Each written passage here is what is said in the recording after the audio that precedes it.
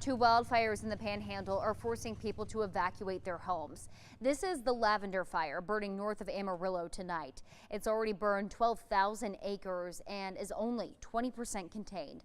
On the south side of Amarillo, the 8-Ball Fire has burned 13,000 acres. That one is only 40% contained tonight. Multiple counties have ordered people to evacuate. The Texas Department of Emergency Management has called in dozens of firefighting planes and hundreds of firefighters from across the state. We know some of our Central Texas firefighters, including Waco, Killeen, Robinson, and Hewitt, are helping battle those fires right now.